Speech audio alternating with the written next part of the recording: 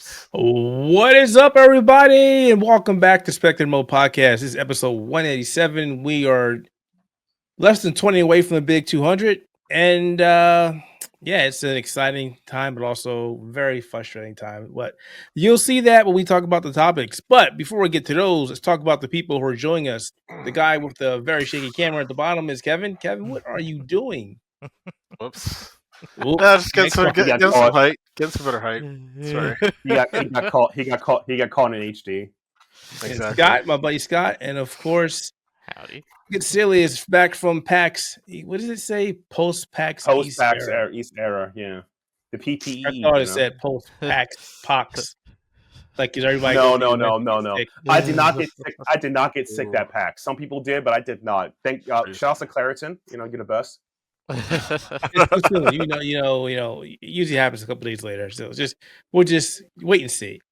Anyway, to bring masks with you. Yeah. Speaking of masks, we'll have a whole lot. It was a whole lot of packs. We'll talk about that later. It's a whole lot going on.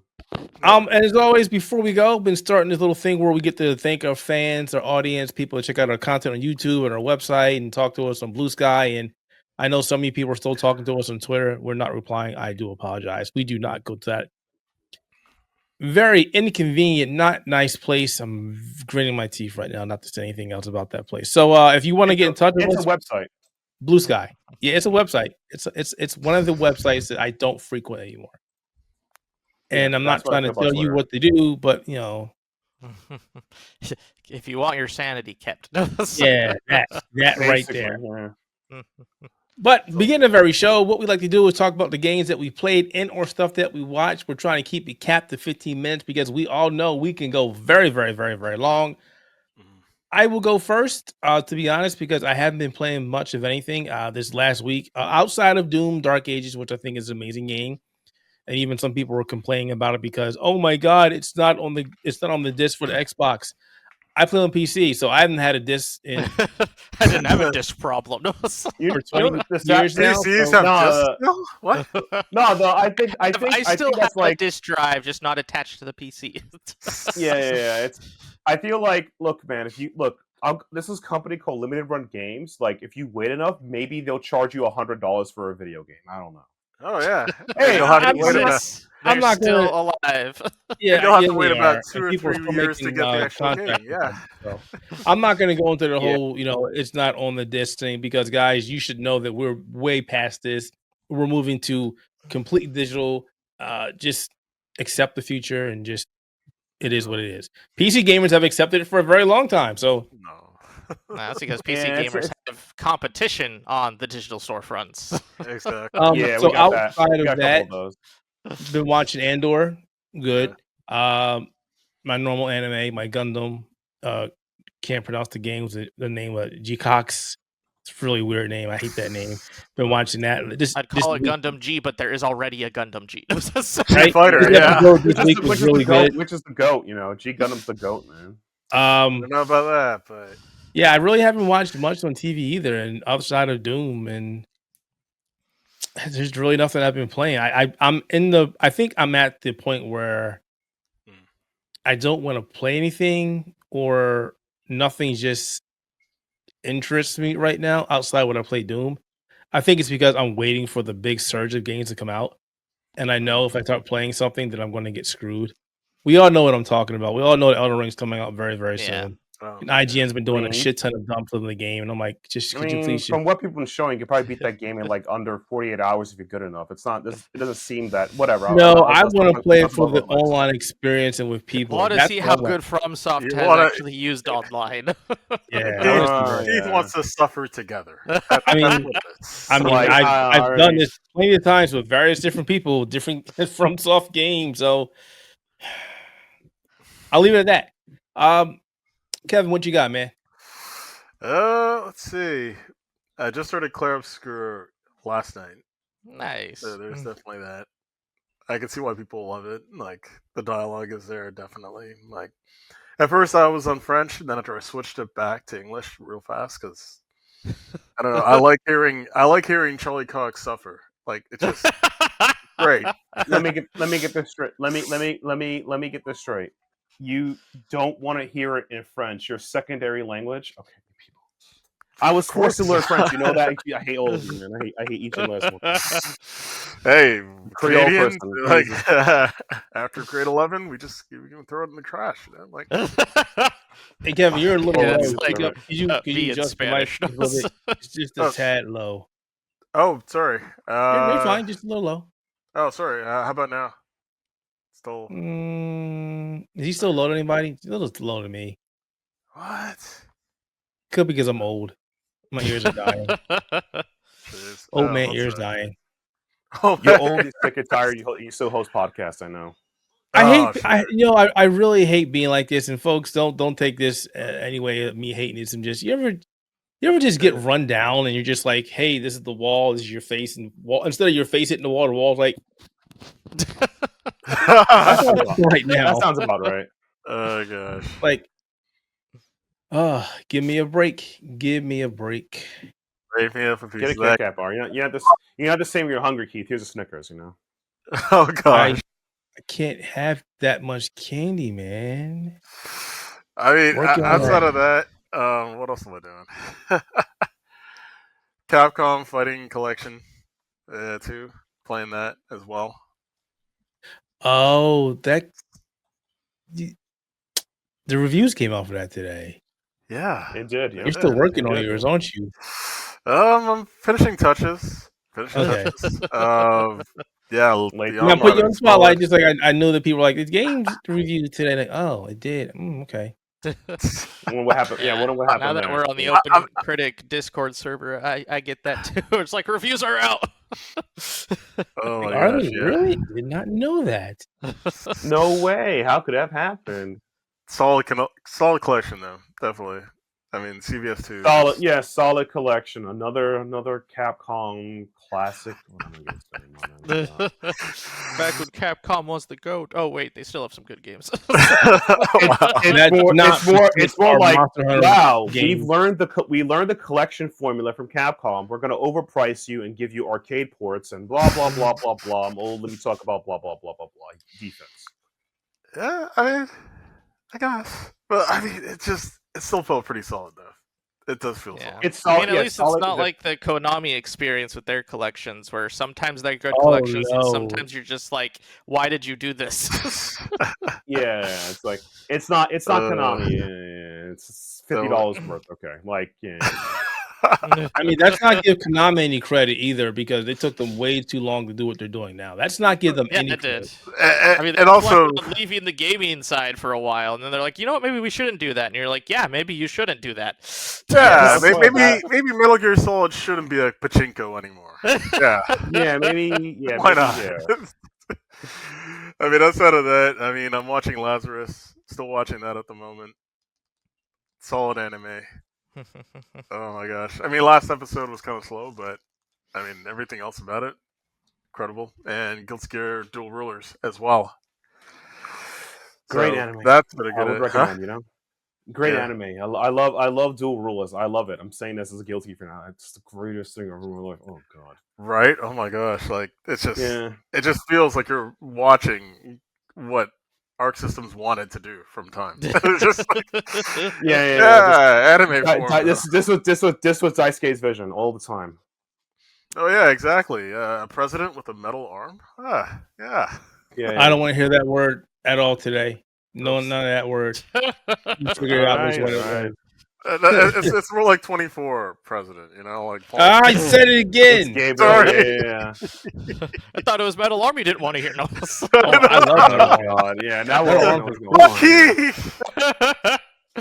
on. Yeah, God. I think that's it for me. I don't think there's anything else. Yeah, I mean, Oblivion. I'm slugging through that too, but that's it. We're trying to play both Expedition 33 and Oblivion. Yeah, I just want to finish Oblivion. I've already dealt with the whole Bethesda junk for a while, so This was peak Bethesda jank. Let's be honest. Yeah, It was bad. I'm the it only was one who has it not was played that one of game very yet. few times. That's where also the it's- worst parts of it. Skyrim just got the worst parts of it. Oh Yeah, Yeah, But at least, when you fight against the enemies in Skyrim, they know when to back off. They're like, you know what? Well, that Okay, was I a- yield. With a kitchen knife, what do you think you could do against me?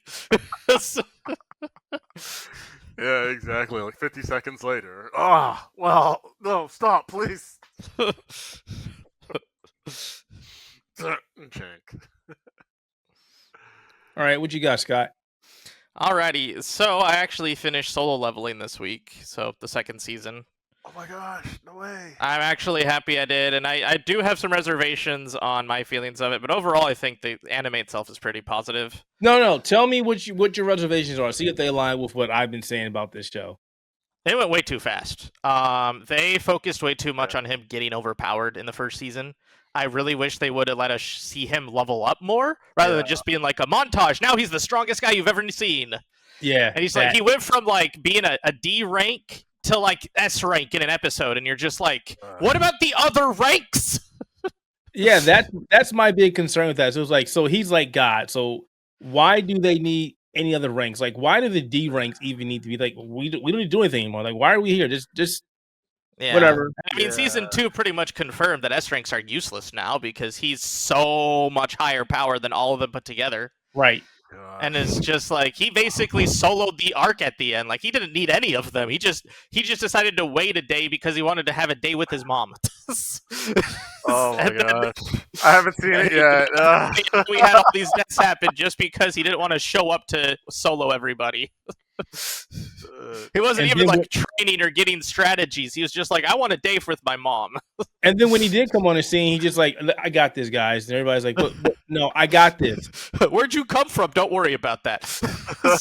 yeah. Don't worry I about totally me. did not just put shadows inside of you that made me let me transport at myself wherever you guys were. So basically, it's Yeah. kind of like Ninja Kamui to a certain extent, where it's like, oh, wait a Can't second, hear you, Kevin. Can't hear Ninja Yeah, I think Kamui the- to an the mic extent. No, cheers. Yeah, so that was like my big problem with solo leveling. But overall, I love the action, and I do love the moments where he does get to show up and basically be OP. Even though he now basically has his own personal army now, so he doesn't even need to work with a guild anymore. you. He's got like hundreds of shadow teachers. And it's like, These shadows don't ever die. If they die, it just makes me lose mana. They just go back into their storage shed, and it's just like, oh, so there is really no consequences if they lose a fight. Nope. nope. You know, And then don't forget, I get to someone take read the books- bosses now. I killed the boss, and now the boss is now mine. Yeah. I kind of I kind of like how you guys are watching it, and me, who's read the manga like the Maha years ago. It's not a manga, it's been Korean. Me like, wow, you guys are actually have the same complaints I had about a decade ago. It was like 5 years ago, 3 years ago. Like, haha, me just smiling to wait till you guys wait till you guys get to the third act. That's actually me right now. I read the light novel, at least the first like 5 chapters of it, like forever ago, because I was interested in it because I was really into that kind of phase of like, well, more comics, because I was reading a webtoon called The Gamer, which has a very similar premise. But The Gamer, I think, does do a lot of things better because he's still only like number 4 in the world. He's still not at the top, but he's still ridiculously OP. But And that's the funny thing. It's like you got other people that are, wait, I'm Jesus, and you mean to tell me there's still people stronger than me? Wait, that doesn't make any sense. Yeah, I need to get even stronger. It's a How? problem of scaling. It's old. It's like okay, this is It's Dragon Ball. Yeah, this is it's Yeah. Well, I would say we Well- gotta introduce the deities again. No, yeah, I would. Dragon Ball when they care more about other planets. Yeah. Yeah. I wouldn't even call it Dragon Ball. I'll call it like a worse, like no offense. It's like SAO but on crack, where Kirito can do no wrong. Like that's what that. Yeah, SAO definitely has its own problems with that. But Kirito ended up getting his ass beat a couple times, so there's that. I mean, this guy's like, nothing. The only gets time they by. ever let Kirito get his butt kicked, though, is whenever they decide to undo his stats, and they have to put him back to level 1 again. Yeah, basically. Man, I don't know now. I'll just stick to hack dot sign, I guess. Oh no! Is the superior one. .hack sign and .hack roots, just because they don't have to worry too much about power scaling, because it's the story of people, not about the epic things that happen in online games. Yeah, God. The sad Hey. part Alright, is, let's get back on that, though. Cyberconnect will make a Anyways, sequel to yeah, .hack so- be great. Yeah. I did finish solo leveling, so I'm happy I finished. Well, at least season 2. Obviously they're gonna get more seasons of solo leveling. It's doing way too well for them to not be able to. I also was able to. Well, I was playing Doom actually this week, which was nice. Doom: The Dark Ages released. Dark Age Doom. Or an early access, I should say, released. It's still like not full release till Friday, but you have the early access like 3-day period. So I got a chance to play it. I actually think it runs really well, but I'm also playing it at 120 frames per second on 1440p. Runs really well. It doesn't run well on. We'll talk about that. We'll talk about that later. No? Oh gosh. But yeah, Doom runs great on my setup. I also really appreciate the shield. I also like using the shield to stun and kill, and then Thank you. People keep moving crying. forward. Oh my god, you got melee in my Doom, guys. Shut up. It works great. They've always had melee, at least in the more recent Dooms. Didn't they always have the chainsaw?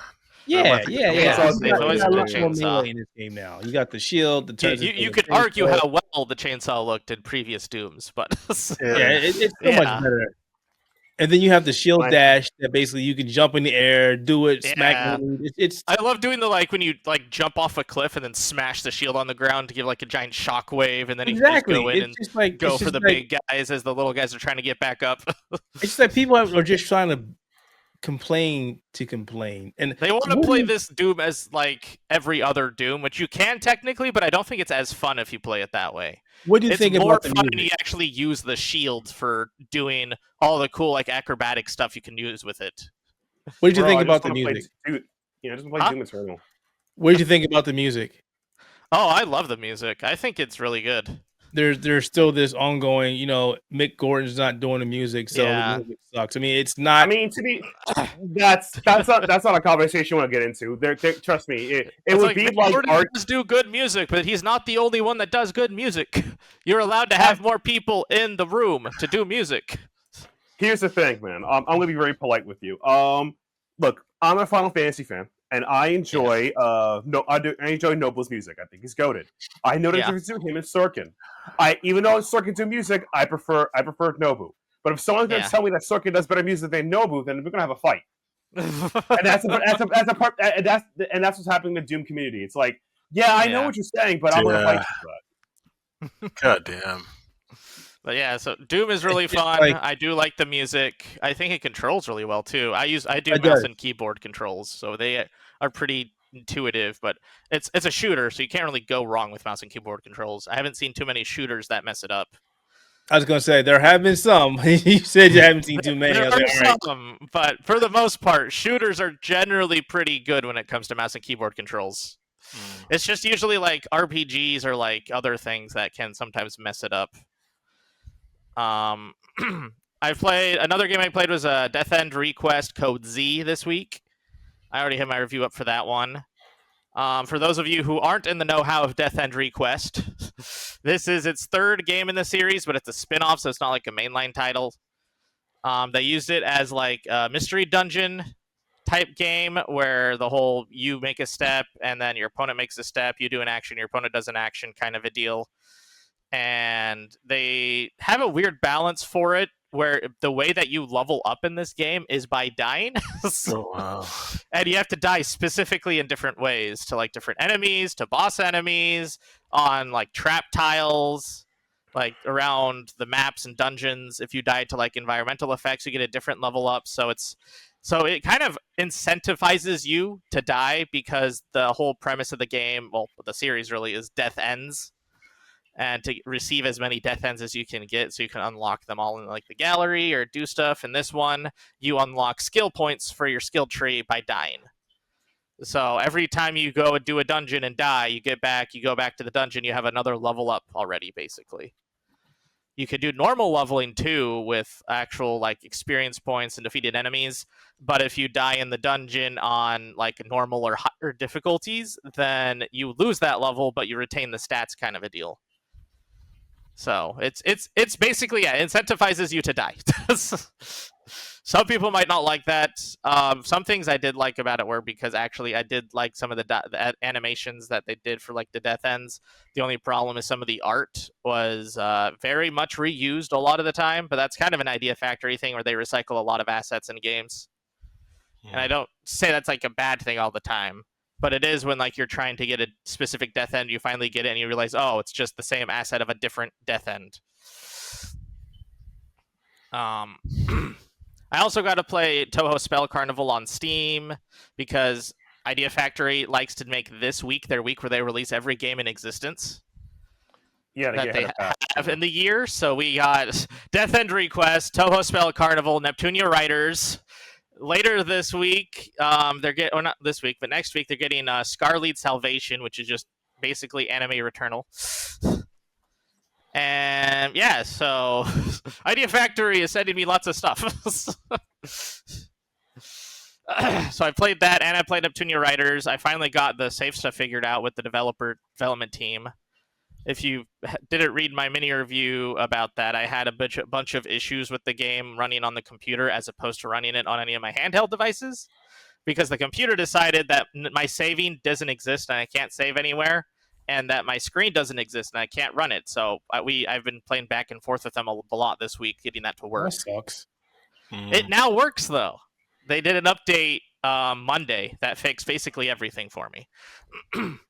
And I was apparently one of the few that had this issue. It wasn't a very big issue, but it was nice for me to be able to actually talk to the development team and be like, hey, is this normal? But yeah, so Neptunia Riders is like a 4-hour game, though, so it didn't really cost too much to me redo a lot of stuff.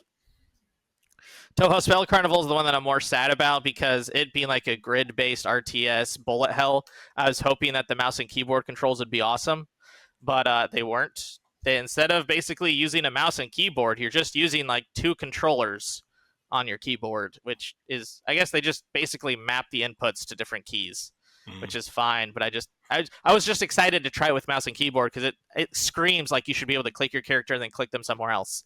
And just like, I could do all this with a mouse, but it's like, no, they didn't want to use mouses. But those were the games that I played this week. Played more than me. That's for sure. That's for sure. All right, what you got, Matt?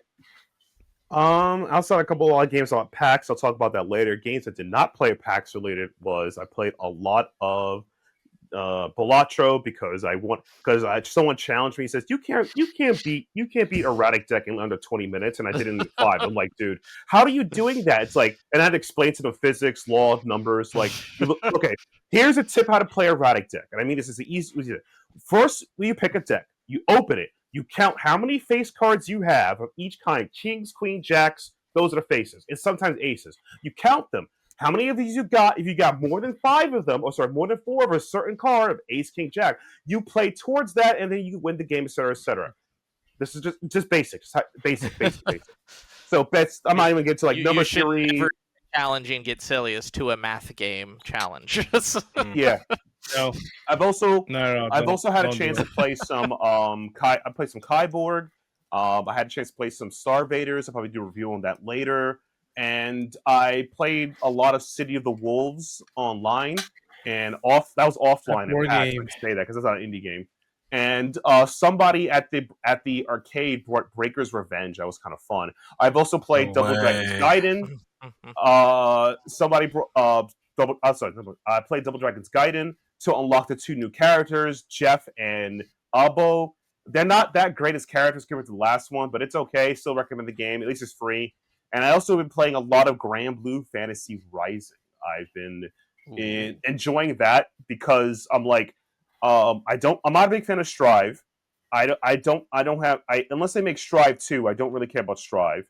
So I need an anime game to play, and I was like, Grand Blue Fantasy Rising. I fell back into it, so that was fun. And I've also, obviously, you don't know, I'm playing a lot of PvP in Final Fantasy 14. I've been learning Sage, it's been kind of fun, and getting ready for the quarterfinals that's happening this Saturday for my team. FTA, Forza Economics. So we got a game this Sunday. We're in the quarterfinals. If we're taking it for best of 7, baby. So yeah, that's what I've been up to. There's a bunch of indie games I played at PAX. I'm saving that for the PAX part, so don't worry about it. Yes, obviously, we will have all that fun later. Yeah, we can talk about all the fun times at PAX. The fun times. Stupid camera. Why did they do that? Stupid camera. You made me look bad. Yeah. All right, let's move on to the first topical, which everybody's happy to hear. Giant Bomb purchased Giant Bomb from themselves. Just like last week, we talked about they were going away, and they were like, you know what? No, we're going to purchase this from the fandom overlords, and now they are back, and they are doing better than ever, and they got a lot of plans, and the couch will be at Summer Game Fest, so maybe I'll ask Jeff if we can sit on the couch, and maybe he won't put me on a chair that I almost fall and break my neck again.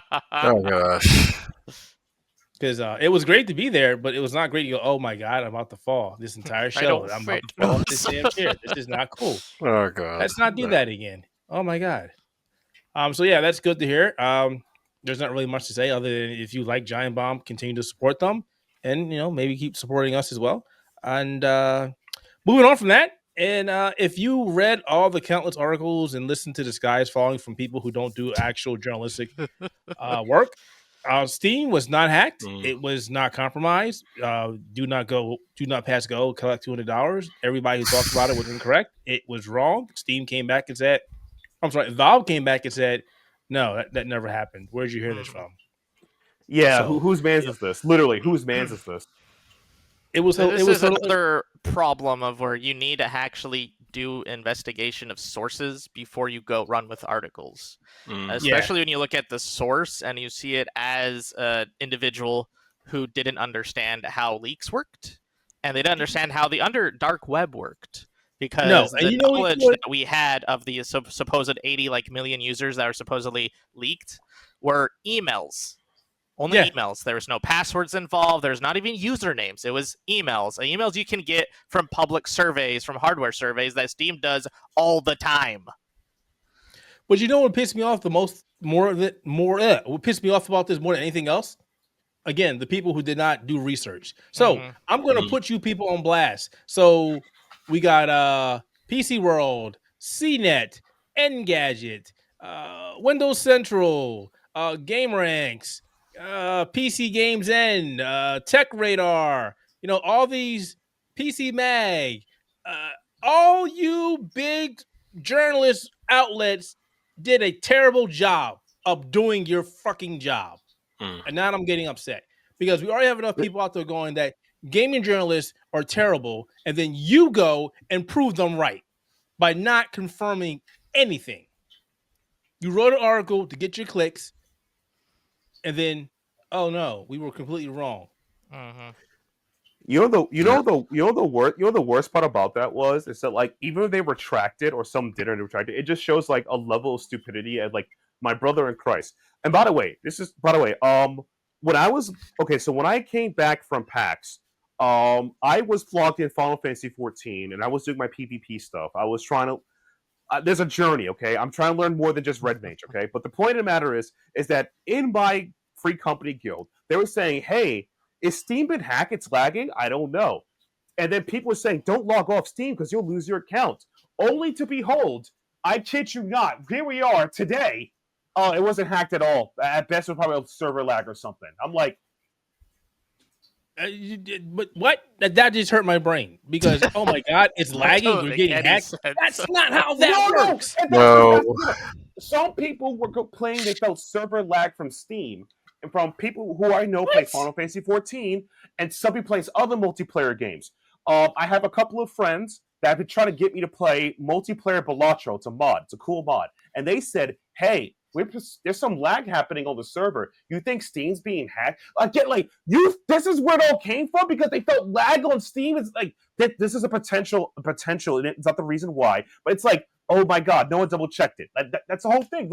Are you serious? I know that's not it, and just a little education for people. No, I know, it's not that, but no. I'm not to you.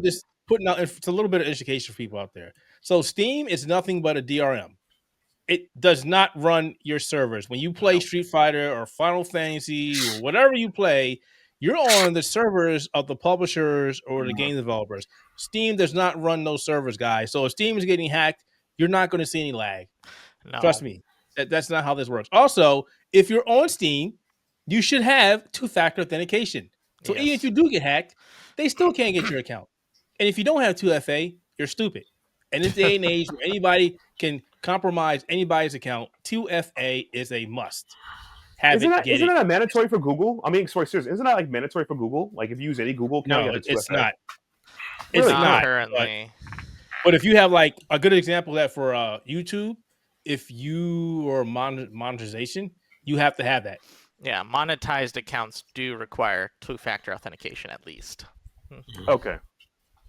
So, yeah, I just sorry for putting you guys on blast, but you deserve it. That's terrible. That's terrible journalism. A lot of Terrible, it's terrible, gotta be- terrible. Check your sources.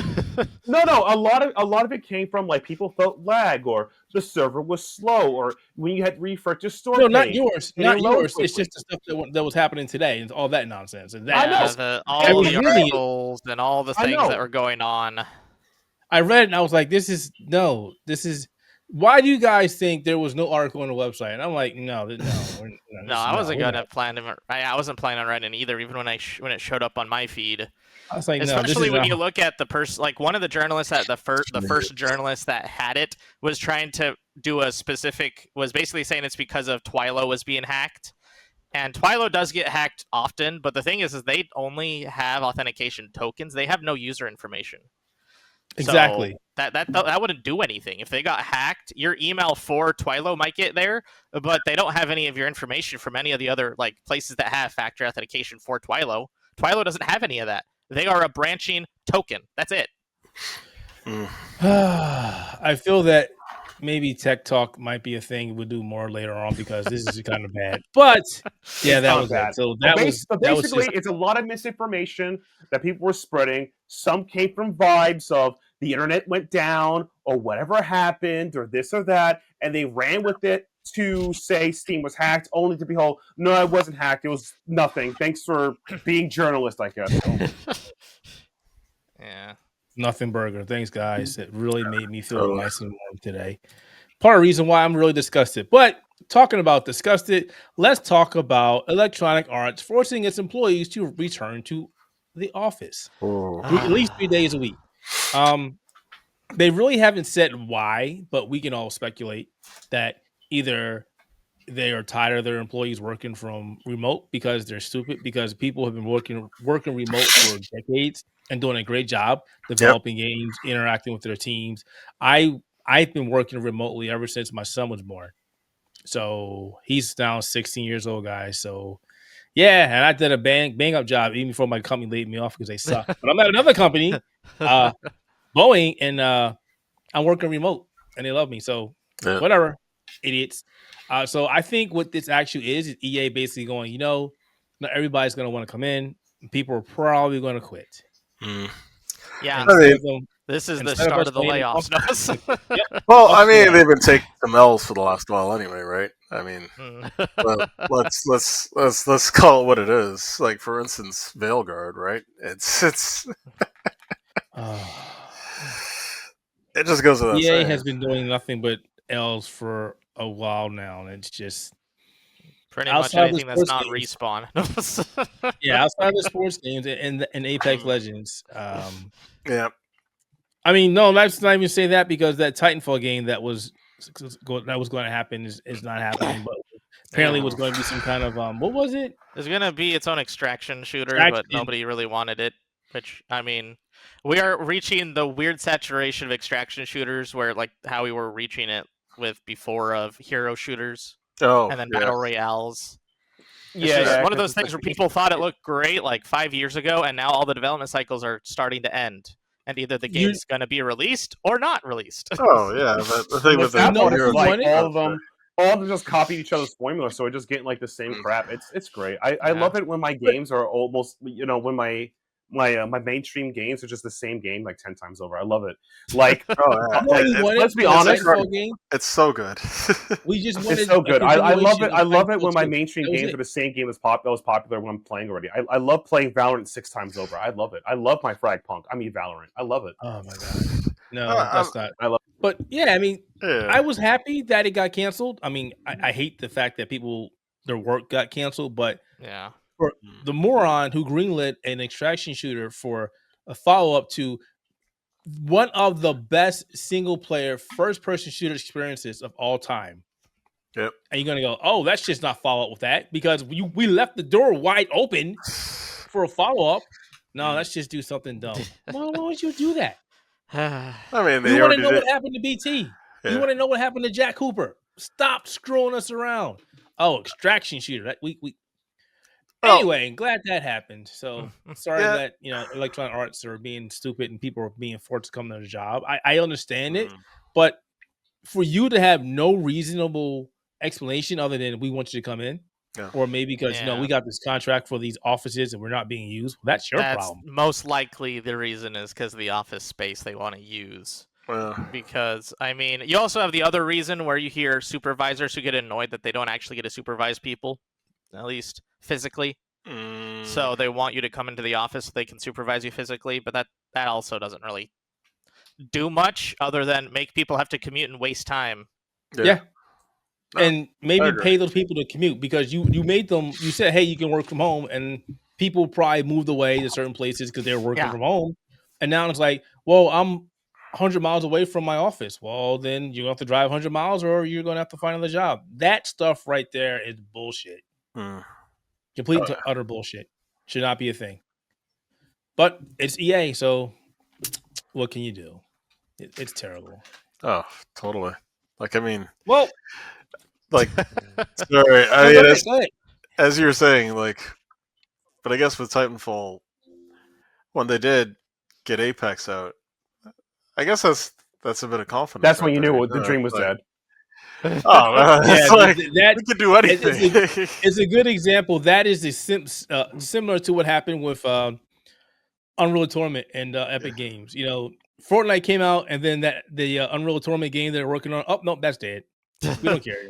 That doesn't matter. Fortnite, we have all the resources into this cash cow. Yeah, so we don't care. No, exactly. It's pretty much the same thing. Apex. Right. And by the way, there's nothing wrong with that, but it's like, if it's like jokingly, Keith knows, you guys know, I'm a huge, and Scott, I'm an RPG fan. I to this day, I joke, I'm waiting for Breath of Fire 5. Yeah, you don't say. Yeah. I'm waiting for that Breath of Fire 5. Not happening. Oh man, it's like, Capcom has made too much money off Resident Evil. They made too much money off of Street Fighter. They made too much of the other properties. I highly doubt I'm going to get a Breath of Fire anytime soon. So that's like, it's so wait. Breath of Fire 5, you mean Dragon Quarter, right? Yes, Dragon Quarter. Right. Yeah, I'm waiting for Dragon Quarter. Yes. Didn't it come out later for this one? You can still be waiting for Deep Down. Yeah, Deep Down. Yeah. What happened to that game? Oh my god, Deep Down, Jesus! Wow. This is definitely war crime material, but you know what? It's okay, man. Can't hurt me from crying. Can't hurt me from crying on the inside. I mean, I waited a long time for Dragon's Dogma 2, and that came out. It exists now. Yeah. No, that's because the guy really exists. Yet, so the guy he left after that, so it's all over. It's in there. You're not getting everyone. Yeah, you just have to remember that Dragon's Dogma 2 doesn't officially start until after you beat the game like the third time. No. Exactly. Oh god. But in all seriousness, hilarious. Like, I loved it. The moment Apex Legends became so successful, I'm like, dude, Titanfall 3 is never happening. This game makes too much money. Plus or minus, the season pass, blah blah blah. But like, before that drama kicked in, that made way too much money. Like, it's over.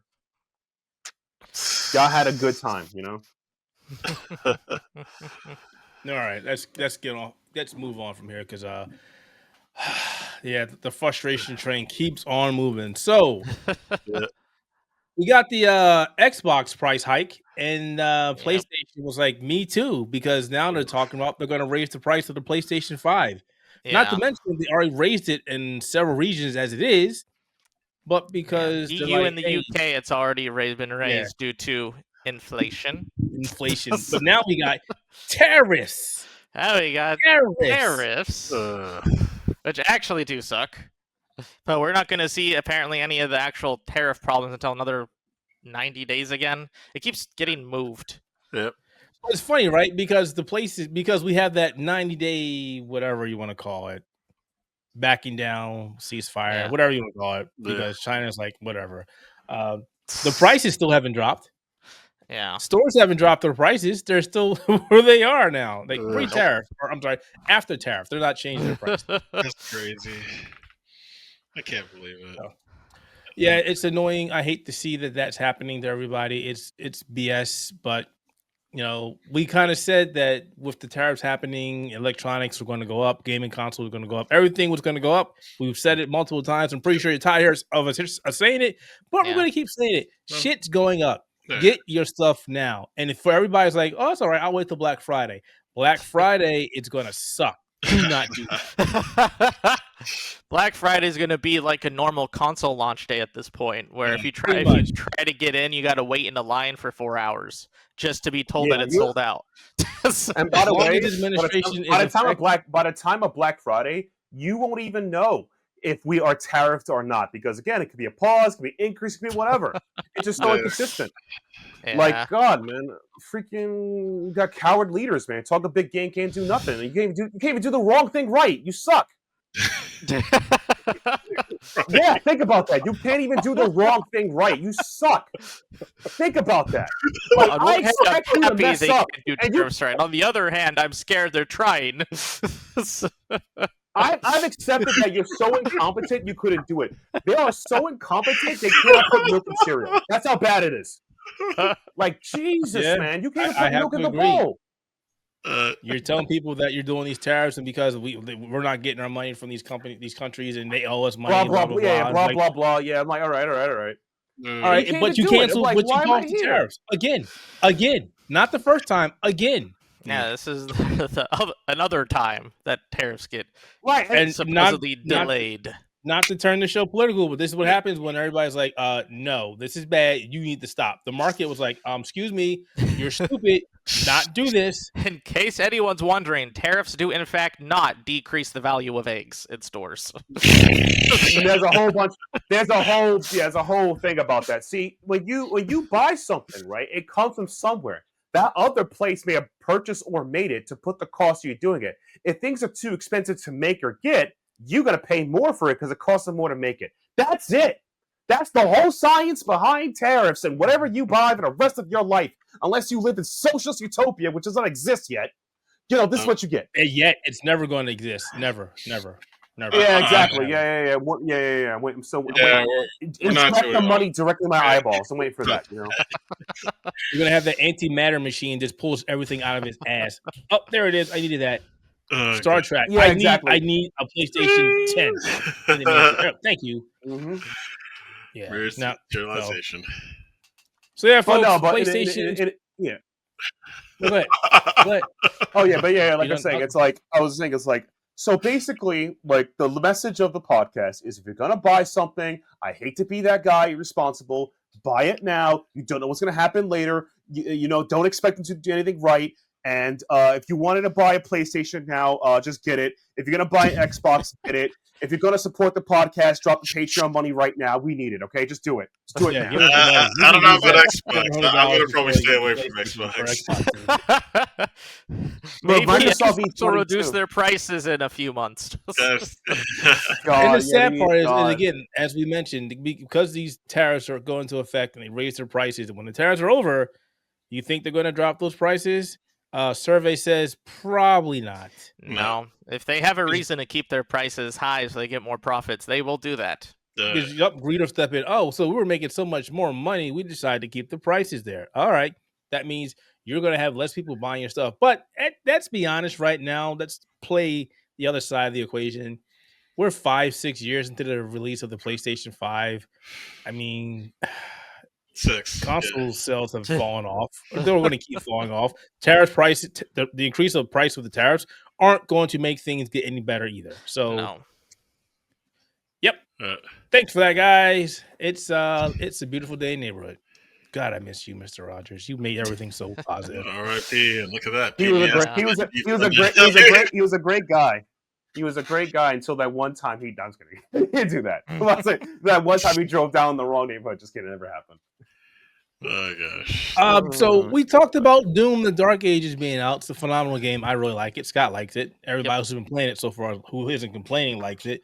But you know who doesn't like it? Is the thing for those who need to stop complaining. Who doesn't like it? Is it wrong that I think it's just okay? Like it's okay. It's not the worst game. Like it's okay. I mean, I it's think Doom. If you better, like the other Dooms, you'll likely still like this Doom. Oh yeah, exactly. It's Doom. It's like you're like compared to like it's a good game. It's a good game. We'll just leave it. It's a good game. It could be better in certain aspects, but so I've been watching a lot of people and listened to a lot of people, and I've talked about this in the past, so I'm going to say it again. This is me regurgitating stuff. People were like, "Hey, can you play this on the Steam Deck?" And like, you can play it on the Steam Deck if you lower everything to the lowest settings, and you might get 30 frames per second. That means it doesn't run. Is it playable? Technically. Technically. Oh my God! Stop! Nope. I have no disrespect for the people whose main focus is mobile gaming and focusing on Steam Deck and stuff, but you need to stop lying to your audience and yourself. If the game is at low settings, it looks like a hot mess and it barely runs, it does not run properly. And if you're like, oh, I have no problems with sub 30 frames per second that drops to 20 frames per second at low settings, you're full of shit. You know the sad part is, like, I'm like, look, man. Look, I used to play on potatoes. Keith knows this. I put my money where my mouth is before we got Tariff City up in here. I made a tower. And you know what? My tower's pretty powerful. Got AMD parts. I got the Ryzen 7, I think 790 or 9, whatever. I got the one. I got to look at my receipt later. But the point is like, yeah, playing a potato is okay, but if you have a potato, you shouldn't be able to play everything. Potatoes can only do so much. Okay. Yeah. I don't have a problem with people playing on potato. You play what you have. The thing is that, like, people like saying potato, it plays fine on potato. Like, there are a lot of problems playing on potatoes, from like slow frame rate to you can't do nothing else. You can't multitask to like a lot of stuff. Okay. My personal opinion is that if you're going to tell people it plays fine on potato, please put a caveat that I did nothing else. I was not streaming. I was not listening to Spotify. I wasn't typing messages. I wasn't talking to my girlfriend. I wasn't on Skype. I wasn't using Discord. I did nothing but this. Yeah, I believe you. Again, I don't have any problem with these people. That's your hustle. That's your deal. But I just have a problem when you go back and you are essentially lying to people. Yeah. It runs. No, it does not run. There's a difference between it runs and it barely runs. Now, your definition of barely runs may be different than mine, but come on, homie. When you're playing at 30 frames and it drops down to 30 frames per second and it looks so bad, like you're like, it's great, guys, and meanwhile you're like, why are you lying to your audience? No, it does not run. Crashing, you're lagging and shooting. You're playing terribly. Okay, let me give you a nice upgrade story. So I've been playing Final Fantasy 14 on potato before I upgrade. When I play PvP on a potato, I actually lag in mid combo. That is the reason why I was playing caster. I was not playing caster because I'm a big brain boy. No, because I needed a loading bar to determine if my spell is going to hit you or not, just in case lag kicked in. Now that I'm playing on I needed the AoE spells because you'll probably move by the time it runs. Exactly. He knows like this will hit you today. But the real blow up is that, like, now that I'm playing on a tower, much more power. Rhyme right there. It's like, that doesn't bother me as much. It's like, barely performing means a lot. Like, are you okay with levels of lag of like input delay? I don't think so. You shouldn't do that. By the way, don't play fighting games with input delay. It really does ruin your combos. No lie. No lie there. Kevin knows about that one. Yeah, let's go. Let's play Super Turbo and CRTs. That's not known. That's not. There's a big reason why this game doesn't run well on Steam Deck. Like, Doom Eternal runs great on Steam Deck. It really does. But the problem with this game is this game has a lot of ray tracing in it, and the game was built upon ray tracing. So the Steam Deck and even the ROG Ally, god damn it, guy. Yeah, Does all not use AMD architecture, which for those who know, AMD is bad with ray tracing. And it's not even that. It's just it's just not. It's not powerful enough. It's just not there. It's just it doesn't have the hardware. Handheld gaming devices were not made to run this kind of stuff. Now the upcoming ones, maybe will be able to do so, but not this. It wasn't made with this stuff in mind. They're great devices for playing smaller games and indie games and things of that nature, but not this. Like even Clear Obscure Expedition 33 is like, oh, if you turn this off and this off, it runs sort of good. If you turn off all textures and water and reflections and everything, you can get 30 frames per second fine. Bro, but it doesn't look like you're having any good times with it, though. And that's the thing. It's not me being elitist. What it is when you are taking away things that were put into the game that destroy the developer's vision of the game. Now I have a problem. I understand that dialing down settings to make a game run better, but when you're like, oh, we'll just get rid of this. Well, it looks like a Pygal blob. Yeah, that's your character, but that looks nothing like what I'm supposed to be doing. We got Expedition 33 on the PlayStation 1 Yeah, it's like, don't do that, guys. And just be jokingly, I don't want to. You know, I don't want to blow anybody out, but like Scott knows and I know. Baldur's Gate 3 on the Steam Deck plays well, but if you actually look at it, your batteries are burning to hell. It looks like a PS1 grade with mud graphics.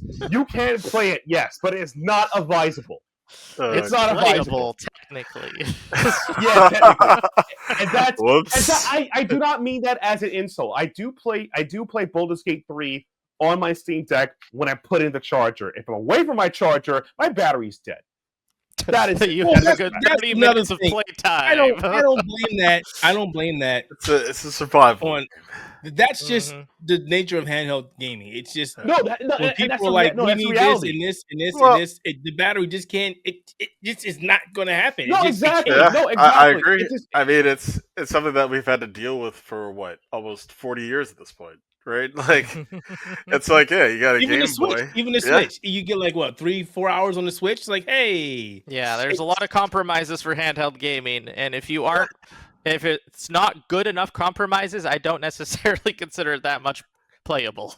I mean, seriously, like I remember when I was a kid and I was playing Shining Force 2. Remember the Game Gear? How many batteries you needed for that damn thing? 6! And you lasted like half an hour? Batteries for a full day to play it. No, they last the whole day. No. You're lucky you've got an hour on that thing. It was just gone. Gone. Yeah, and oh my god. I was going to bring up my Game Gear just now, just to show. I had one of those in the military, and I was like, "This is ridiculous." And back then, we didn't have rechargeable batteries. It was just you bought batteries. It's like, you just bought your 10 packs. Hope that it was enough. Man. Survived me when I was. Yeah, again, I'm not clowning on you guys. I'm not shooting people, but you got to be honest with your audience. I think it's usually misleading in a way because, like, look, there's nothing wrong with making games more accessible to play, but we're not there yet. It's impossible to replicate again a tower into a Steam Deck. And I love my Steam Deck. I play games on my Steam Deck, but some games you can't play on my Steam Deck, like Final Fantasy 14. There's a couple of fighting games you cannot play on your Steam Deck. It's not viable. It just doesn't work, man. Like just own up. Like, it's supposed to be secondary, not a main power unit. We're not there yet. You know? Yeah, it's still considered an accessory, and that's for a reason. Exactly. And for all you morons telling people you don't need a gaming laptop, just use your Steam Deck, I like to slap the hell out of you. I'm the perfect example. I upgraded a gaming laptop to no, trust me, no, it's not enough. It's not enough. I have made. Gosh. Anywho, Scott, this is all you, buddy. You got something with Nintendo stuff. Oh yeah. So we talked about last week how they had a Nintendo Switch firmware update that basically changed all your digital library into virtual cards. So some people have noticed now that if you archived your system data or you archived your software data into an external like SD card, because Switch has that option. If you're running low on space, you can archive data. They've noticed that the archive data, when you try to turn that into a virtual card, doesn't bring your saves back. So if you have your digital library and you have your saves on your Switch, but you archived it, if you try to bring your game back from the virtual card, you'll still have your license for the game, but your saves may not be there.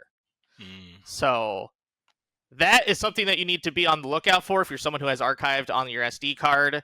I usually always archived on the system memory. I'd basically have the system memory for all my archives and my SD card for all the games I play. Because honestly, the SD card and the system memory runs about the same speed for the games you play because the Switch is terrible with speed loading, with loading speed. So I never really had to care too much, but there are people who have archived on their SD card instead of the system memory, and they have lost their save data. So if you are someone who has done that and you want to double check, you probably should. If you are someone who hasn't yet updated your Switch and you have archives on the SD card, unarchive those onto your system memory and then update the firmware to keep your saves and your virtual game cards intact. So this is just more of like a PSA warning. Make sure that you are doing the best you can to not lose any of your save data. Or if you're someone who has Nintendo Switch Online, you can utilize by just uploading your saves to the cloud before updating, because then the cloud will still have those saves. But if you don't have Nintendo Switch Online and you don't have access to cloud saves, then yeah, just unarchive it, keep it unarchived system memory. It may take more space, but it's better to save your saves than to have to replay an entire game, because guess what? Nintendo Switch doesn't have achievements, so you don't know which ones you've actually played. Nope.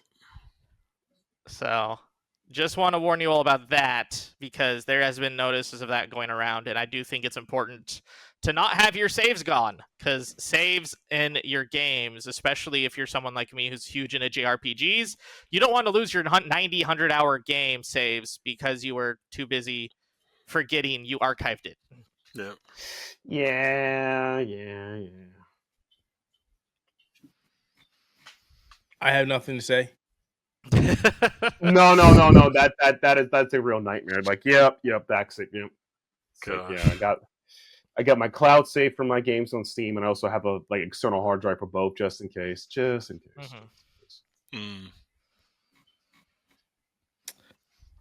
Well, I guess we'll move on to something that is actually super cool, and that is my timestamps here. Almost for effect. Star Blade's finally bringing its ass to the PC. It only took forever, but it's freaking coming. The game. People don't understand how excited I am about this. Not because I get to see titties and ass on PC, because I can do that anyway. My issue is that when this game was originally announced, it was supposed to come out for PC and PlayStation. Then got a name change. Then went straight to PlayStation, and everybody's like, so where is the PC version? And they're like, what PC version? It's with Project Eve. What's that? Discontinued. Oh, gosh. And honestly, they kept talking about Shift Up, kept saying that it was going to come to PC, but I really do think that the plans got accelerated after the game didn't do as well as maybe they wanted, or maybe PlayStation wanted. I can't tell. And they did come out and say it didn't do well on PlayStation, which is kind of sad, because I thought they said it did do well on PlayStation. It sold no, $1 million like it sold well. Yeah. I was like, where did you get that information? Literally, PlayStation and Shift said it did well. What's going on here? I don't know what that's some bad Kool-Aid you're drinking out there, buddy. I don't know where you get that from. Geez, Shadows, what's going on? Yeah, what's going on, buddy? You want to tell us how much you don't like a certain set of companies? You know what I'm saying? Like, what's going on? And of course, the fans also weren't big fans of it. The whole back and forth regarding Starblade and the designs, and oh my god, the outfits and the censorship garbage. Yeah, no, I hated that conversation, so I stopped listening to it. Me too. I mean, I thought they were tasteful. And then there was issues with the people complaining that the game didn't feel responsive. It's at the end of the day, it was a decent hack and slash. It just, I don't know. I don't know how responsive. How I bought the game. It was only not responsive if you didn't have the settings correct. There were some TV settings that needed to be in place. Otherwise, the inputs were generally really good. I reviewed the And I game, and supported the I never had companies. any issue with I bought a copy of the inputs. game. I just never played it because I was like, I went on You're trying to PC. talk crap at a game you haven't played? What are you, a game journalist? No. Wow. I mean, Video game just Game journalist. I mean, there's one thing I never Journalism, talked about that baby. game. I never said Journalist. anything about the game. I was like, oh, it's out. That's nice. All right. Mhm. I played the demo though, if that counts. And I was like, okay, it was decent. Then I was like, all right. The demo, going I to don't play think more. did the best job, but that's just because the demo only had the first level and it didn't let you build anything. Yeah. Yeah. The boss was fun, but I didn't understand most of the mechanics on the boss fight. Not don't until you I actually worry. played the full game, and then I realized everything and built the build I wanted. But don't you worry, because it is coming on PC on June 11th, and it will have things like ultra wide and FSR4, I think FSR4 or maybe 3, DLSS and 4K resolution, because you couldn't really do that on the PlayStation. Not not talking smack about the PlayStation, guys. It's just it can't do it. And 25 different outfits, I think, which are coming to the PlayStation as well. Yeah, free update And- that will have the DLC outfits. And I will be buying it again for the PC, but I'll be playing it for the PC this time around. But I'm looking forward to. I really shouldn't say this because I really don't care. I'm just curious. It's just a bad thing, and I'm thinking about it. The mods. Oh my god, no. the mods are gonna be terrible. I mean, I expect that. That's the whole point. I mean, look at have you seen the Nier community for mods? Have you seen Game Banana for a certain game mods? Like, get out of here, buddy. Come on. The Nier Final Automata Fantasy mods are VII like, remake and what's going on rebirth here? mods are all off the wazoo too. Oh god. Yeah. Those are for the kids though. Those mods are for the kids. We shouldn't. That's what I hate about PC sometimes. You guys go real crazy with these mods. You have some great I'll mods, be and then honest. you have the mods you keep in the dark web. Yeah, Look, that's we're all mods- adults here, and I'm getting really tired of being. Oh, there's a naked woman mod here, and her tits bigger. Like, guys, you really? That's what you want to spend your time modding. Okay, have fun. Okay, I mean, hey man, Sometimes I if just that's hate on it. you better If that's on you, when you news can do it. outlets You know? just when news outlets go crazy about these things. It's like, oh yeah, so now you can swap Solid Snake and Quiet in that mod. And it's Yeah. like, why? I mean, And that's exactly We're gonna why get a Capcom got CJ over pissed off. Steve mod almost immediately. But you know when they here No, we when go they do certain again. things- when they do certain mods like the Thomas the Engine and Resident Evil stuff like that, like Yeah, that's- Thomas the Train Game, those are funny. I love that. That's hilarious. Yeah, those are great mods. Hilarious. but when they do these dumb ones like this, like there's tons of nude stuff on the internet. You don't really need to incorporate into a game. I mean, Yeah. It doesn't. I mean, at that point, it's all. I mean, you own it, do what you want, But as long as you don't make it happen in the middle of a You don't tournament, go where into a people can fighting see game on tournament live and have your TV. nude yeah, model. yeah, that doesn't happen there. Don't forget to remove your mods folder when you go online. Pretty much, yeah. whoops. Hey, ESPN can't save you, right? Yeah. Disney thought no. We didn't think Cammy was going to show up like this. Yeah, and how could this have happened? That's what they tell us. Hmm. No, And it's that's like why certain people won't bring their games to the PC. Yeah. There's a whole bunch of reasons I'm why. excited actually for Stellar Blade on PC just to see how well it's going to run at 120 frames. Oh, per that is second. it. That is that. And the thing is, on top of that, there was a video floating around on Reddit that was from Shift Up showing that it runs well. We'll see on the Steam So Deck you're as saying well. it's an actual PC port rather than a console game ported to PC. That's what it seems like. We'll have to wait and see. June 11th, I'll be playing it because PlayStation. I feel like not that's gonna something that provide a copy. more people need to realize is just because you put it on a PC doesn't always mean it's a PC port. Sometimes it's just a console game you port on a PC and it runs terribly because you didn't optimize it or because it has no actual settings you can change. no, that's what you mean. That's kind of explains a lot. Played yeah. quite a bit of those myself. They suck. But it's enough of that. Enough gushing. Yes, it's coming out. I'm playing it. Hell yes to the yes. Our buddy went to PAX, and he has a lot of stuff to say about PAX, don't you? Yeah, PAX was one of the worst experiences of my life. Everyone there was terrible. Shout out to me shout out to the Fenways and fighting my way through the streets of New York. Boston, same thing. But yeah, honestly, PAX was a pretty interesting event. I had a good time there, to be super honest. There was a lot of things I enjoyed and things I disliked. But let's. I gotta go over a lot of PAX. So day one, I landed there. I went on Wednesday, and because I want to pick up my pass early and survive. Thursday was okay. I bumped into a couple of friends and everything.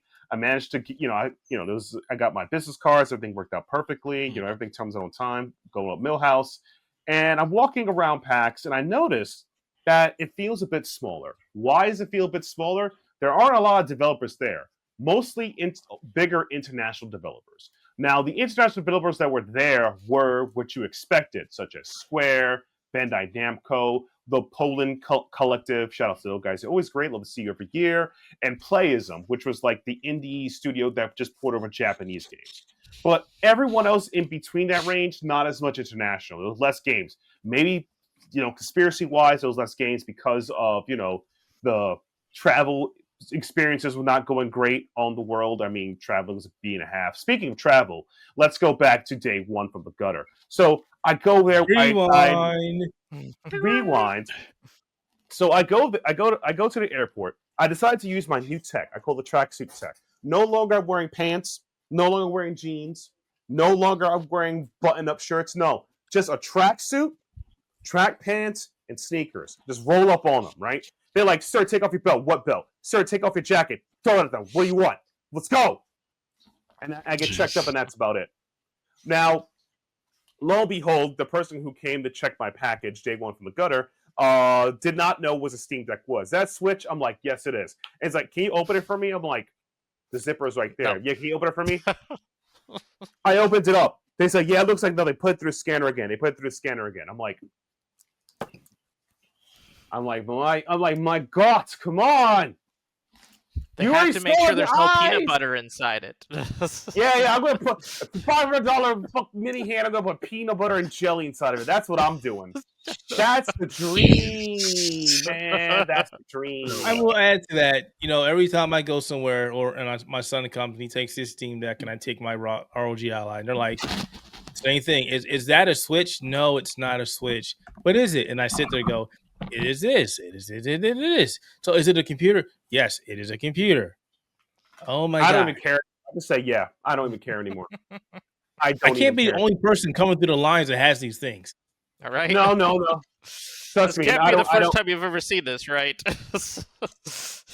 I generally don't even care anymore. It's like, yeah, it's whatever you want it to be, okay? It's whatever. So that was me going there. I had a delay, but I still got there, so I got there early, picked up everything. So I got my press pass, I'm getting ready for it, and I am at the hotel I went to was great. It was very modern. It had like hook up your, digital brought at Chromecast. It was nice. I like the hotel. The only thing I could personally complain about the hotel is that I wish it had a lot more hot water for heat, because I like taking very hot showers. Look, I need to match that energy. If you guys know me in real life, I need that energy. So I went to Trader Joe's and I saw this thing called Sparkling Matcha Lemonade. I enjoyed it. It slapped. The greatest thing ever. The one thing I noticed in Boston is a 5 million Dunkin' Donut. They even tell you at the airport, visit Dunkin's. I'm like, Jesus Christ, man. Yeah. Stop it with the Dunkin'. Yeah, they're everywhere. And by the way, the Dunkin' quality at Boston is better than the one where I'm at. So I could definitely agree. They have to care because people are there.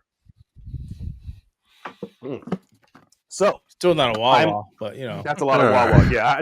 By the way, speaking of water, 79 cents for a liter bottle of water. I bought a ton of them, made it last the whole weekend. That was my jam. I love water. Water keep you alive.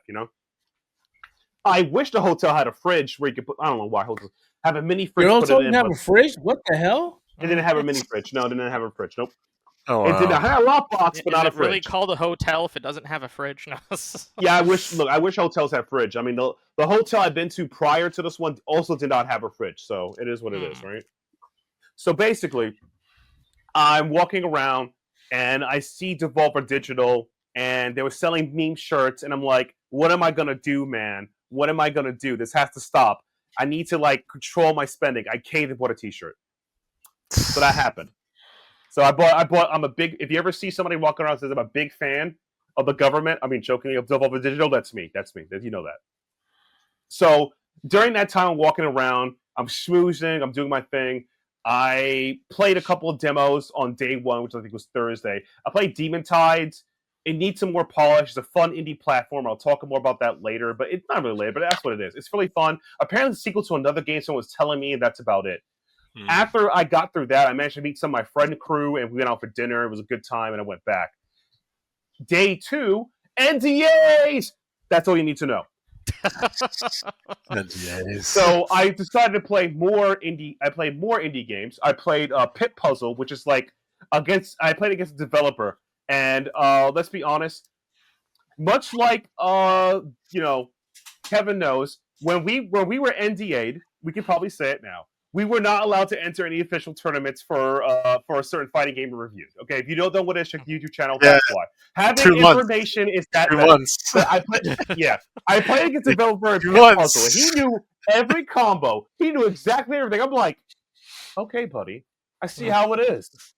We get it. You're a developer of the game. No, yeah, and then he said good game, and I said, you're too close, man. You're too close. I dial on him. You know Kevin on Dylon, right? You're too close. You're too close, Dylon. You're too close. Gosh. Hands around his neck, and then security got me. It's fun. But honestly, Pit Puzzle is a fun game. If you like Super Turbo Puzzle Fighter or competitive puzzle games, it's up your alley. It's fantastic, and that's really fun. And then speaking of NDAs, I went to play something else. I played my new crack roguelike. It's called Don't Die, Collect Loot. It's a top-down arcade shooter. It's from the Indie.io booth. I play a bunch of games at Indie.io. I loved half the games they played there. I enjoyed that. I enjoyed Shrine Legacy, which I think I kickstarted, but I had a chance to play it. It was really nice. And then I also played Rah Rah Boom. The interview's up on YouTube. I could talk a little. It was a short interview. It was up there, and that's about it. I also met a couple of developers that I was happy to see again, such as The Right to Bear Arms. Those guys are great. They're almost close to 1.0, or they'll probably have an updatable date soon.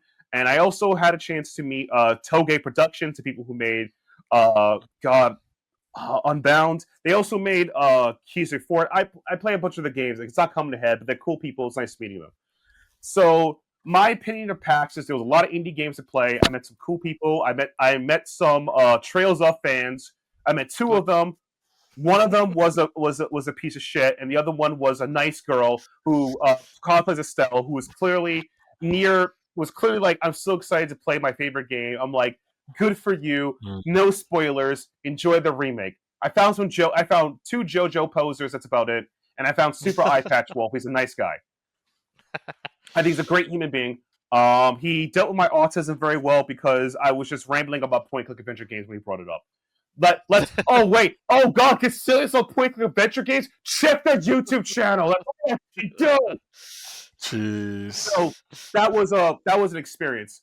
One of the things I think that PAX East was great at, there was something for everyone there. If you wanted arcade games, RetroWare provided arcade machines. You could play retro games. They had cosplay. They had tournaments. They had exhibition mats. You had people booing Tekken 8. That's always fun. Always boo Tekken 8 because apparently, what was the name? Harada sucks. That was what people saying. Harada sucks. Yep. They should chant that. Like, look, Yeah, I don't care what anybody's. it's getting rough. I agree. Look. I'm going to be honest. Whatever that man did. Course correct though. That's the thing. Look.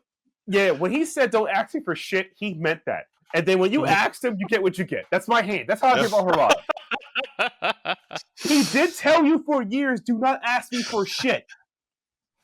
You asked him, what you get. Hey, I mean, somebody asked him at a tournament for Lydia, and then all of a sudden, lo and behold, 2 months later, Lydia's in Tekken 8, just right there. So it's like he's like Santa Claus, he's listening, but he's not going to listen and give you something right away, The messed up part is that when Lydia like came that. out, though, but when Lydia came out, her stance was broken because she could stance cancel do like a counter hit juggle that kills you. They had to nerf that. So, she came out, but not the Lydia you wanted. Hey. But, yeah. Like I said, maybe it's like a monkey paw Santa, Like... Yeah. I don't really consider him Santa. I consider him Satan, but that's just me. Like... or Santa is Satan. No, that's up to you to decide, listen. That's up to you to decide. You too, Scott. You make a decision. Wow. But PAX has something for everybody. The only complaint I had for PAX is that I wish there were more opportunities for media to, like, every day could start at 9 a.m. instead of, like, waiting for everybody else to cause problems. I also wish that, organizing is a whole thing. That's about it. One of the things I hate about PAX is, I'll be this point, there was an AI section for games, and I'll be honest with you, Keith, you're gonna censor me here? Fuck that shit. Fuck AI games. Fuck that shit. Wait, why would I censor you? We don't do that here. You don't. Oh, you're not gonna censor me? You gotta put We like. don't do that here. You don't do that here. Oh God. Speaking of side story, you guys may know I'm Caribbean. I ran into a fellow African. He was also Caribbean. He was Portuguese African. He heard me. He heard me English, right? He heard me English. He was like, "Is it why are you here?" I'm like, "Why are you here?" And we all started laughing. He's like, "It's because I took a car to visit my friends who took me out to ramen. It was raining." He's like, "What are you doing? It's too cold for you, young man. What are you doing? Are you driving? You can get drive." Like, and we started laughing. He knows we're just surprised to see each other. 1 or 2 African Caribbean men doing it in Boston? I don't know, but here we are in the same car. Yeah? I don't know, no clue. So that was a Yeah, I fun should experience. try A that. lovely guy. We both were like, "Wait, we're both immigrant black." Yeah, it was over. That's when we know it's over. It was over. Oh no. Jesus. But yeah, it was like I said, fuck AI games. I don't know why they're there. That was it. But that's pretty much it. Overall, Because AI games need love too, man. No, they don't. They have all Don't that money. hate. No. They have all that money, and this is what you could do with it, man. You're an idiot. You should give me that money. I could have made Tactics Ogre 3. I'm not joking. Oh, no. He said Tactics Ogre 3. I need that. You really- I need that. You have no idea how much I need that. Hey, I mean, Square's retooling, right? So anything can happen. Yeah, retooling. Yeah. Yeah.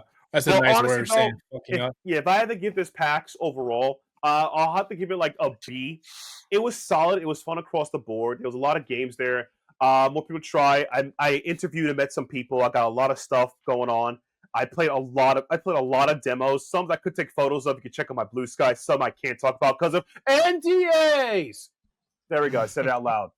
Yeah, and I'm saying that politely. For the games I got NDA'd, if you can figure it out, you're a genius. Just whatever game you think's coming out, I may have played it. Who knows? That's it. Yeah, yes, I did play Kingdom Hearts 4. That's the huge NDA. Did you play Elden Ring? Oh my god.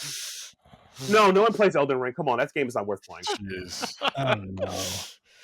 Wow. I will say for PAX, this is the first PAX I've missed in quite some time outside of COVID, and ever since all the events started coming back up, being physical events, it doesn't seem like PAX East really, I don't say recovered, but it's still a shadow of its former self. It's still a smaller event. I mean, that's kind of the whole charm of it, that you can find indie games and people try it. That's the whole point. To me. When I say that, I mean that there were more companies there. Like those companies that didn't come back just haven't come back. And I don't mean PlayStation and Xbox. And we know they don't care. Because Nintendo comes occasionally. It's just usually more. They just said Nintendo came to the Pokemon thing. I feel like the reason why they didn't come this year was because the travel situation. They did change travel laws. Like you need ID, and from most people been saying, like foreigners and my foreign clients, who I'm not going to expose their name and re-address. That's why I'm talking to you, Keith Keitherson. They get hassled a lot more at Border Patrol. They start like deeply interrogating you. People don't want to deal with that. Back in the day, it's like you show your ID, you show your business visa or your travel visa, you're just in, and they do a background check. Now they're just interrogating people like that, as well as like lugging equipment. I've heard that traveling internationally has been more painful now than it was then. So people run with the hassle. No, it is. So that's why that's the situation. So that's why I think so. But it's still big chunk international traffic. People are telling people do not come here, and I imagine it's causing hell with logistics for companies that are coming over here for events. Yeah, like I said, I can't even imagine what a CES 2026 is going to look like. Oh no! The thing is like. Oh yeah, the issue is that, like, in my opinion, it's like some of the companies that I expect to be here that are here, plus or minus NDAs, is because some of them already have branches over here, so it's easier to set it up again, whatever. But it's really brutal that some other companies that don't have branches here that want to come here, like NIS Falcom, please come here and sell swag to the United States. I need to buy like all your trails of items, please. I have the money. Yes, I have the money. Selling their stuff. Doesn't Fan Game do their stuff?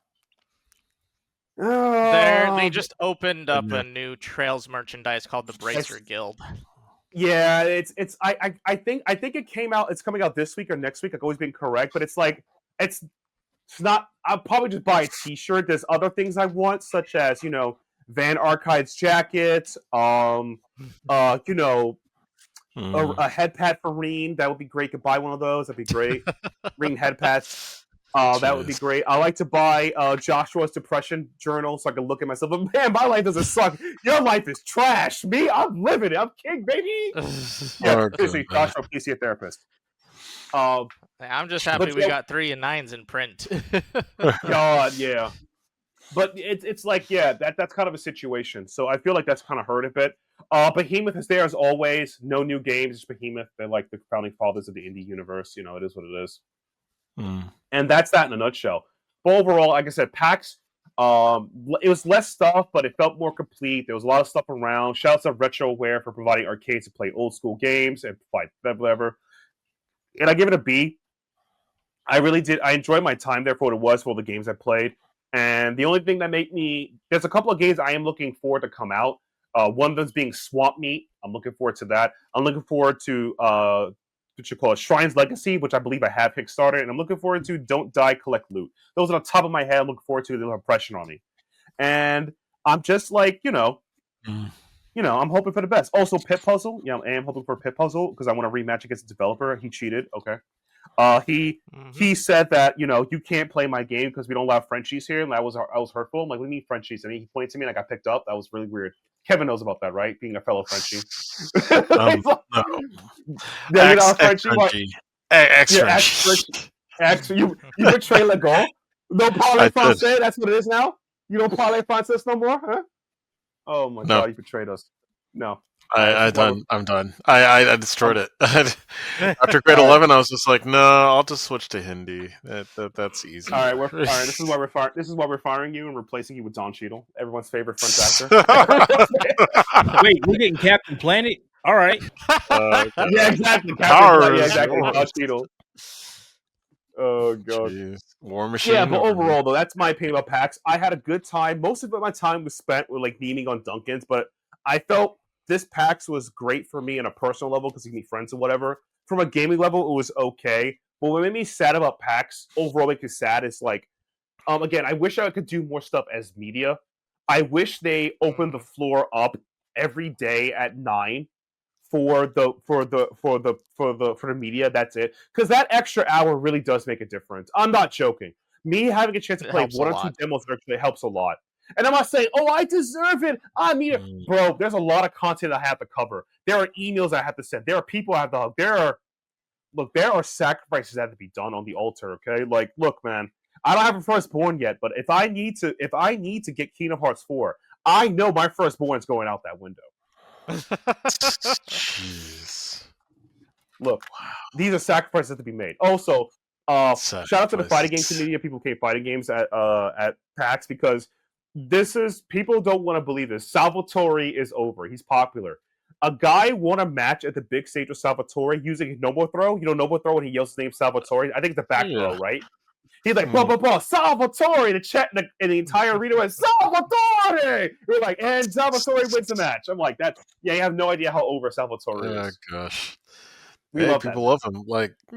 Even in Evo Japan, he was just like, oh, yeah, my favorite SNK character is Robert Garcia. And it's just like, wow.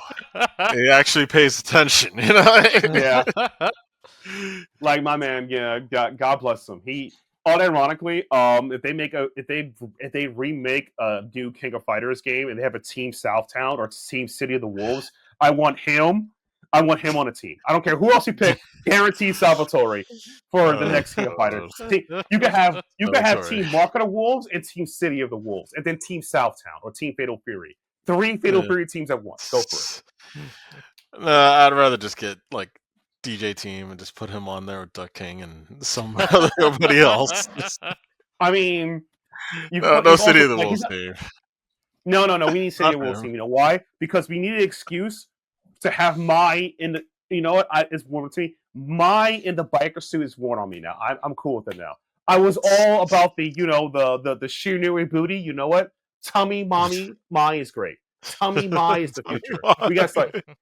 Yeah, it's the future. Think about it, Kevin. Why do we need booty if you got tummy? No, you're right. You're like you're thinking about it. Like, yeah, we need. You're right. That's the future. I guess. I mean, hey, I think Terry. I'm gonna have to reel you in here, buddy. I think we're gonna have to get to this last topic because it's getting kind of late. And, my old ass. Oh my god, that's true.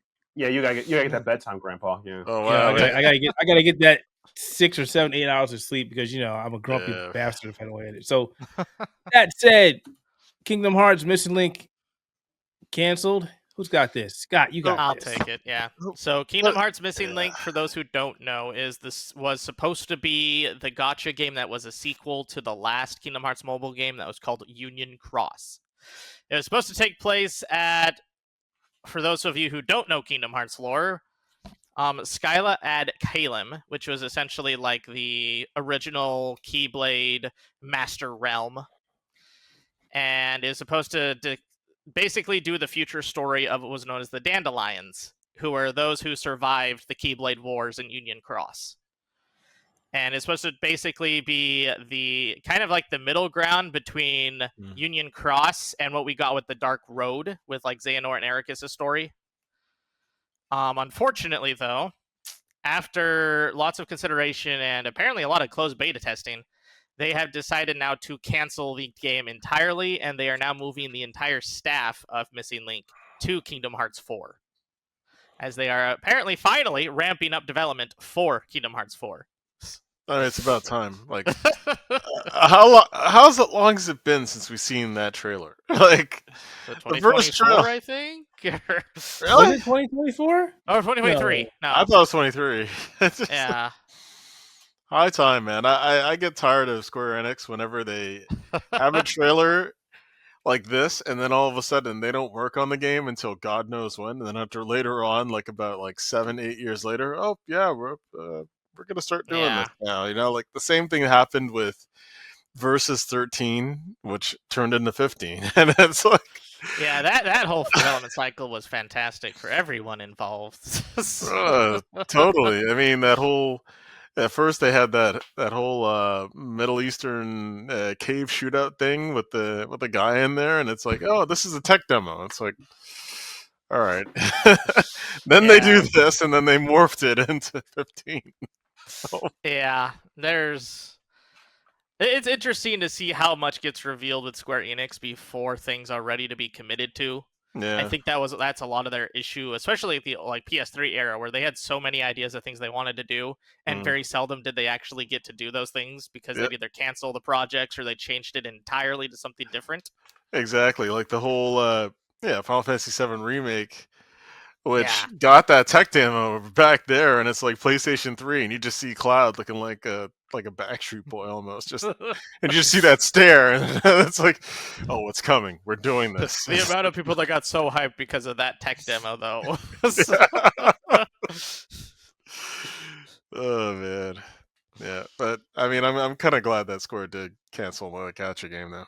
Like, I mean, they've been ramping things down with gacha after their revenue has been getting less and less from gacha games. Yeah.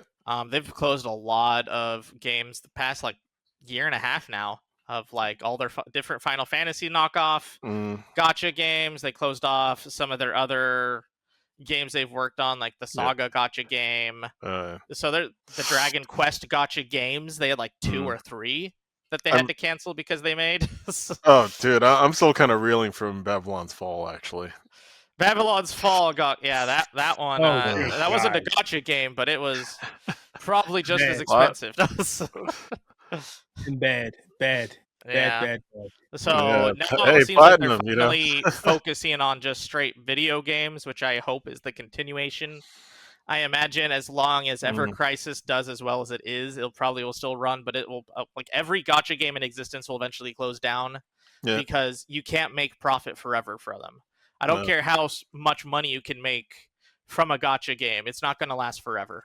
Not even that. I mean, it's kind of one of the reasons why that off tangent here for gacha games. I wish more gacha games provided like Mega Man X Dive did. like when it's complete, they just sell it to you as a complete game, and it's like everything unlocked. Price points vary, of course, what the value is, but I think that's the best way to handle it because it's like these are like people do enjoy gacha experience. Some gacha games, as we talked earlier, have really good lore, and people enjoy that lore. So that's kind of how that works. Well, yeah, the whole lore of Union Cross, especially, was something that was big with Kingdom Hearts fans because it basically told you the story of the Keyblade War, which is something that was teased about the entire Kingdom Hearts series, and we don't get to see any of that except for in Union Cross. Yeah. And now you can't even play that game. The only thing you can do is watch videos on YouTube to see what the lore was about there and what the dandelions even are. Man. I mean, I'm still stinging over First Soldier, but that's something else. Luckily, they did some of the lore of First Soldier into Ever Crisis, but First Soldier itself, I'm sure, had more things to do than Ever Crisis did. Oh yeah, Ever Crisis is kind of a bare bones basic in terms of gameplay mechanics, but it's also because they kind of tried a different approach than their original Dissidia Opera Omni game, which honestly I really liked Opera Omni before it got closed. Oh yeah. I mean, that's just because they did a lot of let you have a lot of fun with basically mashing other characters from different series together. Yeah. Because it was a Dissidia game, so they could do that with all the Final Fantasy characters. They can't really do that with any of the other Final Fantasy games because the only thing those are all like all the other Final Fantasy characters are like from events or from like Ever Crisis. It's just like cosmetics. Like they had a crossover with Final Fantasy VI. The only thing they brought over was here's a summon from Final Fantasy VI and here's a cosmetic from Final Fantasy VI. Wait, no Magitech, just a thing. That's it. Yeah. That was the only time I ever tried pulling on an Aerith banner, though, because getting it Terra Aerith was great.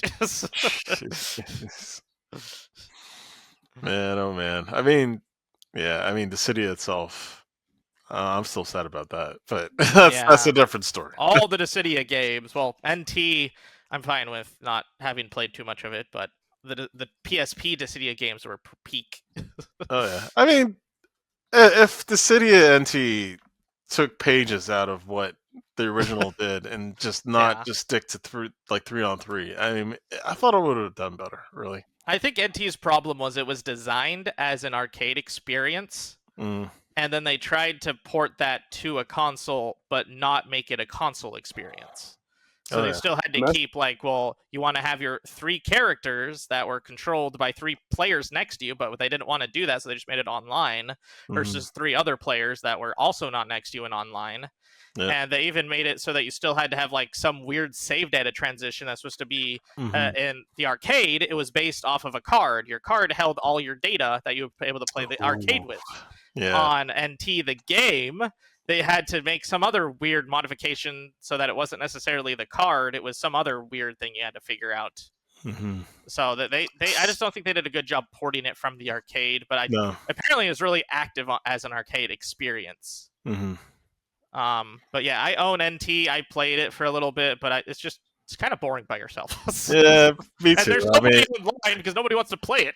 Yeah, I mean, I got to Shenlong and I pieced out. I mean, even though I was just like, I mean, this was so good. Like they did a lot of cool things. The funny thing about Dissidia is also how people try to figure out how to play competitively, and that was a whole nightmare. Then it's it felt like a game if someone just sat someone down and says, "Hey, we got to port this the right way. How can we maintain the magic while porting it?" And I mean the magic of the game, not selling it for PSP. Actual You could. I mean, it could have been, but it's kind of like. I mean, it kind of felt like going back in time and seeing Psychic Force if someone actually gave a fuck. That's pretty much it. And slapped on some really good characters on top, getting some archetypes as well. And Nomura has stated before that he is willing to go back to Dissidia if they decide to ever do it again, which I wouldn't mind. I mean, NT may have sucked, but I do think Dissidia still has a lot of promise. Oh yeah, totally. I'm only hoping that when Nomura says he'll be back on it, someone else is sitting next to him doing it. Come on, yeah. Like I'm like, oh, you want to get back on it? Can we get Yoshi Pizza next to you? Can we get Kasane-san next to you? Can we get Nobu-san next to you? Like, someone say Nobi-san next to you. Someone else sit next to you. Like I mean that quite seriously. Like yeah, let's yeah. Hey, why don't they just do the same thing that they did for for 16 and say, okay, let's get these other guys. You know, like let's get these guys from Marvel vs. Capcom 2. Let's get these other guys from Devil May Cry. You get Devil May Cry by Akusa. Yeah. No, that's kind of what I mean. Be the same group. Yeah. It's like you can have him as producer or maybe director, and then it's like 5 other people doing everything else and keeping a lid on him. That's what I mean. Exactly. That's what I exactly mean. Like, do I trust him that he can make a decision game? 100% I trust him. Will it be on time, complete, and within project scope? Absolutely not. Absolutely not. That's what someone else can. He is very good at making things longer than they need to be. And to be fair, that's why, like, this is my opinion. Like, jokes aside, this is why KH2 is peak. Like, this is why KH2 is legit peak. Like, the amount of content in that game, the settling in the background, the music composition, the thematics. This is why it's peak. Like, if there was any reason to, like, yes, I can mean Nomura into the ground. He's done things that are questionable. He should be kicking his kneecaps, but he made KH2. So, you know, we'll just break one kneecap instead of 2. Just one. That second kneecap is Kingdom Hearts 2. Oh, gosh. Exactly, yeah. Doesn't mess with the brain, so... Yeah, so Anyway. it's sad, but that just means that Kingdom Hearts 4 will probably finally get more info. I mean, the screenshots look good, though. Yeah. All right, folks. Well, gotta put that sign up in there, you know, the wrap it up sign, because, you know, it's time for us to wrap it the hell up. So, no Mortal Kombat Definitive Edition? no. We're doing a WB. We're definitely wrapping it up. It will never get put on another fighting game tournament. Never. It's done. It's going away. Nobody cares. Wrap it up. Mortal Kombat goodbye. No pro competition? Damn. Nothing. Nobody cares anymore. I'm pretty sure nobody cares anymore. No. Name me one person who cares. Not even Sonic Fox cares. Put it that way. I wasn't going to mention his name. He doesn't care either. He doesn't care either. Like, not even he cares, and like they care. They don't care anymore. So oh my gosh, the twins don't care. Boone. So, like, they don't care, we don't care. So that's it. Yeah. I mean, will this affect in the movie though? That's the biggest question. Will we not get those 27 fights in Mortal Kombat 2 as promised?